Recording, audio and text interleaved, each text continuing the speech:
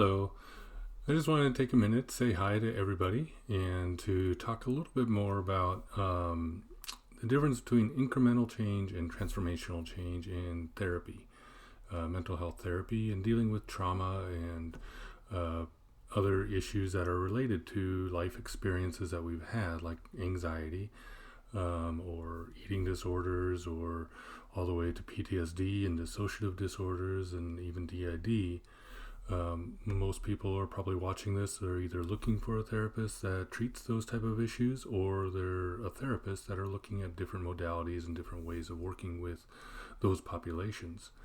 And I just wanted to take a minute just to point the difference between what we've been working with as a model for therapy for many years, which is really designed for coping and managing and doing incremental change, so that people do change, but it takes a long time of dealing with the emotions and dealing with the traumas and things that might be there causing or fueling some of those emotions.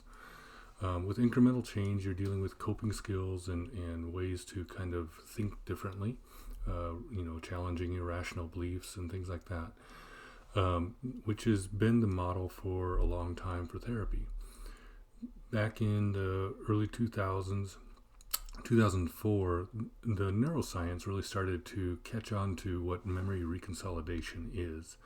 And with memory reconsolidation, it took a minute for it to be translated from the heavy science jargon of neuroscience into a more useful or user-friendly version for therapy.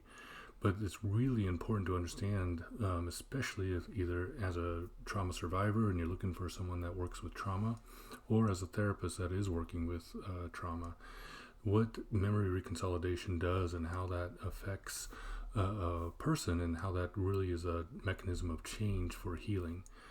Like I said, the incremental change doesn't deal so much with memory reconsolidation. It's mostly managing the symptoms. With memory reconsolidation, we pull up or activate a memory. We work with it, and there's different ways of working with it.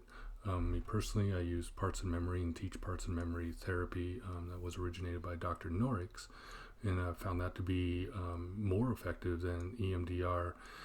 EMDR is also a trauma therapy, works fantastic. I'm a big proponent of EMDR. With parts and memory, it does the same mechanism of change, working with the memory itself and memory reconsolidation.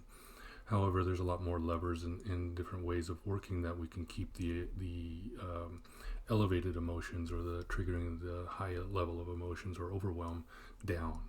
So we have a lot better ways, or a lot different ways of kind of working with that stuff, so that the client isn't in distress while we're doing the work.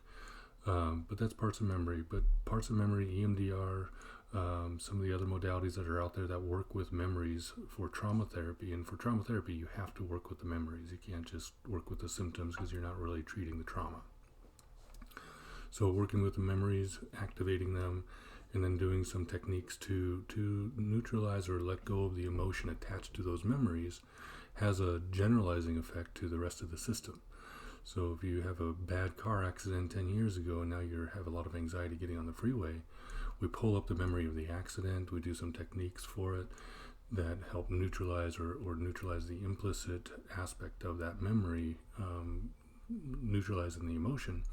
And then when you think of the car accident, it's just neutral. You still remember it at all, you remember that it happened, but there's no emotional charge to it.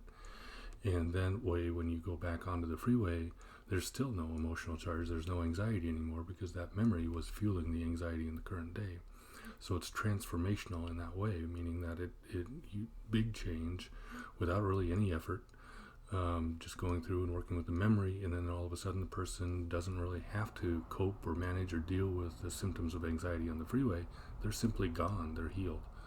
So I think it's really important to understand just the difference between those two types of approaches, incremental versus transformational change, and how they might work when you're dealing with trauma and heavy trauma especially, but all these conditions that lead back into the past, which almost all of them do. There's ways of working with them that you don't have to manage them and cope with them. You can heal them. And I think that's really important to know, because I think the model that's been out there has been all about coping and managing. But there's other ways to do it. And I think whether you're person looking for a therapist or a therapist themselves, I think it's important to know the difference. And that's also the difference between trauma-informed care and trauma treatment. When you're trauma treatment or treating the trauma, you have to work with the memories. So I just thought I'd share that with everybody, and I hope that is helpful. Let me know, and I appreciate you, and I hope you have a great day.